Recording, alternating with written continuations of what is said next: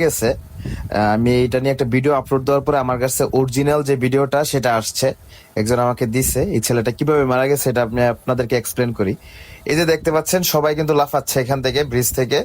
তো সেও এখানে দাঁড়াই ছিল, তো সে লাফ দিছে। লাফ দেওয়ার পরপরই ও লাফ দেওয়ার পরপর কিন্তু উঠে গেছে, পানি থেকে কিন্তু উঠে গেছে। অনেকে বলছিল যে ওই নাকি এরকম ভাবে লাফ দিছে বুকের মধ্যে চাপ পইরা সে মরে গেছে, কিন্তু আসলে বিষয়টা এমন না। ওই লাফ দেওয়ার পর ওই কিন্তু উঠে গেছে।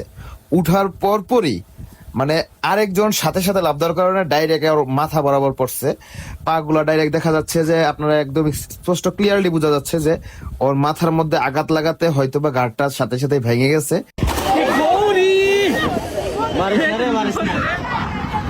হয়তোবা তখনই তার মৃত্যুটা হয়। পর আর পানি থেকে উঠে না। সবাই কিন্তু আবার তাকে দেখতেছে যে ওই কিন্তু উঠতেছে না। সবাই কিন্তু অবাক হয়ে গেছে, আই হায় রে কি হইলো হঠাৎ কইরা।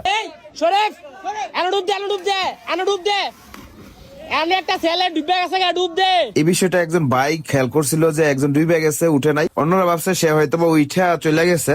পরে প্রায় আধা ঘন্টা 40 মিনিট পানির নিচে ছিল। অনেকে চিল্লায় বলতেছিল যে ভাই ওইখানে একজন আছে, ওইখানে একজন আছে। ভিডিওটা দেখতে পাচ্ছেন।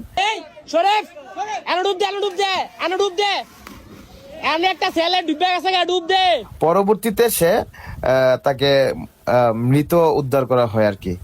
তো মানুষের মরণটা কিভাবে আসে দেখতে পাচ্ছেন, মানে ওই কিন্তু হাসি খুশি ভাবে লাফ দিচ্ছিল। পরবর্তীতে ওর পরপরই আরেকজন লাফ দিয়া ওর উপরে পড়ে, যার কারণে ওর মৃত্যুটা হয়। যাই হোক, আপনারা এখান থেকে আর লাফালাফি করেন না ভাই, ব্রিজ থেকে লাফালাফি করেন না। ছোটবেলা অনেক সতর্ক করতো মা বাপ, তারপরও শুনতাম না। আজকে এই মর্মান্তিক ঘটনা দেখে অনেকটা খারাপ লাগে।